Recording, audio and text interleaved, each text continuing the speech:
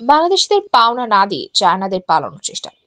Kalapara ১৩২০ megawatt তাপ বিদ্যুৎ কেন্দ্র সরকারের নানা উন্নয়ন কর্মকাণ্ড থেকে নিরবচ্ছিন্ন বিদ্যুৎ উৎপাদনে বদলে গিয়েছে এই সাগর পাড়ের জনপদ। আর এই প্রকল্প দাঁড় করতে বিদেশিদেরকে উন্নয়ন কর্মকাণ্ডে সরাসরি সহযোগিতা করতেন বরিশাল, পটুয়াখালী ও কলাপাড়ার বেশ কয়েকটি ঠিকাদারি প্রতিষ্ঠান।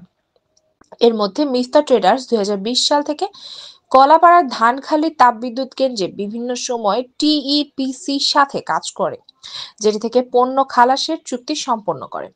চুক্তি অনুযায়ী ২০২৪ সাল পর্যন্ত বিল পরিশোধ করলেও বাকি ৩,৩৯,০০,০০০ টাকা না দিয়ে পালিয়ে যাওয়ার পায়তারা করে টিইপিসি চায়না কর্মকর্তারা। এক পর্যায়ে তাদের ব্যবহৃত মালামাল জাহাজে ভরে চীনে রওনা দেওয়ার প্রস্তুতি নেয়। খবর পেয়ে ঠিকাদারি প্রতিষ্ঠান মিস্টার ট্রেডার্সের লোকজন চীনাদের মালামাল সহ জাহাজ আটকে প্রশাসনে খবর দিয়ে মামলা দায়ের করেন। এর আগে এ ঘটনায় আরএনপিএল তাপবিদ্যুৎ কেন্দ্রের ৪ জন চীনা কর্মকর্তার বিরুদ্ধে মামলা করেছেন বরিশালের রূপাতলীর মিফতা ট্রেডার্সের ম্যানেজার সাইফুল ইসলাম রাহাত। মামলায় উল্লেখ করা হয়েছে যে অভিযুক্তরা সাইফুল ইসলামের প্রতিষ্ঠানের কাছে জেটি আনলোড ও পরিবহন খাতে ৩,৩৯,২২,৩২৮ টাকা বকেয়া রেখেছেন এবং দীর্ঘদিন ধরে পরিশোধে গড়িমসি করছে। আদালতে মামলা করছি, ওরা আমি আসছি এখানে দেখি মাল নিয়ে ওরা চলে যায়, ওদের কাজ শেষ, ওরা এখান থেকে দেশ ছেড়ে চলে যেতেছে। তা ওরা চলে গেলে আমার টাকা দিবে কে? টাকা দিবে না। আমার মামলাও, আমার বিরুদ্ধে মামলা হয়েছে, মামলা উত্তোলন করবে কে?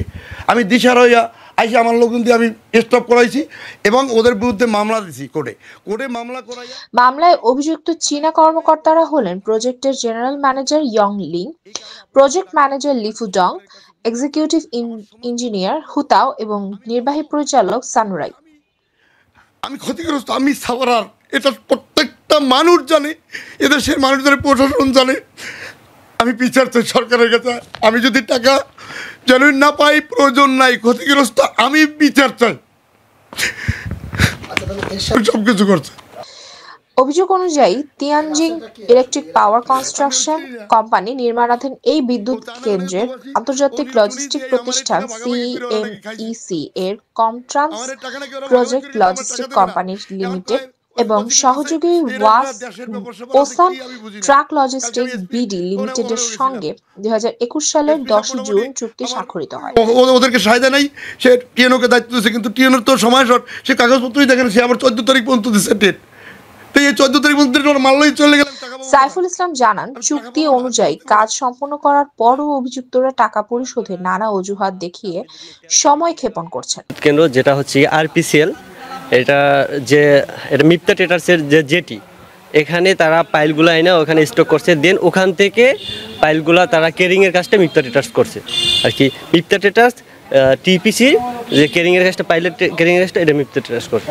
ওরা আমাদেরকে খাটায়, ঠিক টাকা পয়সা দিতে চায় না, এবং আমাদের যে নথিপত্র, আমাদেরটা ঠিকই 100% নয়, ওদেরটা কোনো একটা জায়গায় ফাঁকি রেখে সেইটার সুযোগ নিয়ে আমাদের যে আর্থিক লস করার জন্য বা আমাদের ক্ষতিগ্রস্ত যেটা করা, সেটা চাইনিজেরা করে।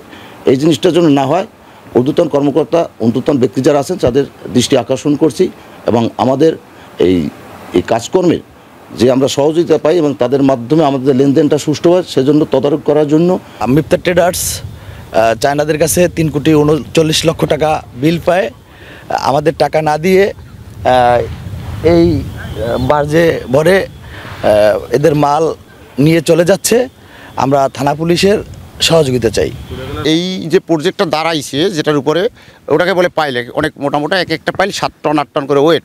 এই পাইলটি আমরা সর্বপ্রথম এখানে দিই কেরিং সাপ্লাইয়ার, এবং দেওয়ার পরে এই পাইলের পারপাস আমাদের টাকা বাজে অনেক টাকা, প্রায় 3,39,00,000 টাকা আমরা তাদের কাছে পাওনা আছে। এই টাকাটা তারা আমাদেরকে দেয় নাই না দেওয়ার কারণে একাধিকবার আমরা এটা নিয়ে মিটিং করা হয়েছে টপ ম্যানেজমেন্টে।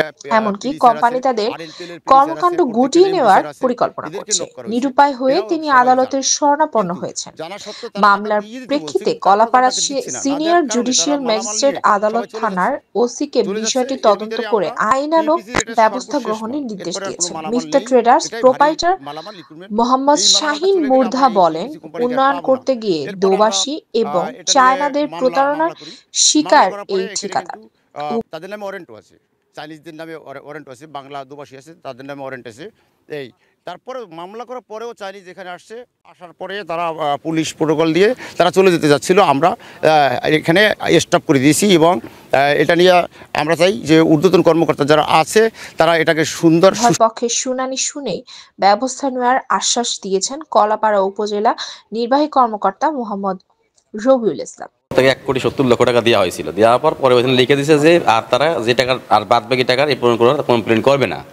মানে এইটা তাদের যে উপস্থাপনা মানে ওরা হচ্ছে টিপিসির, তাতে ওনারা বলছে ওনারা না বলছে না আমাদের আরও কোনো আছে এবং নাসিম সাহেব নামের একজন আছে এবং পিডি যে আছে পিডির পক্ষ থেকে একজন আসবে এবং নাসিম সাহেব আসবে। আগামী 14 তারিখে আবার ডেট দেওয়া হয়েছে, ওই ডেটে আবার বসা হবে।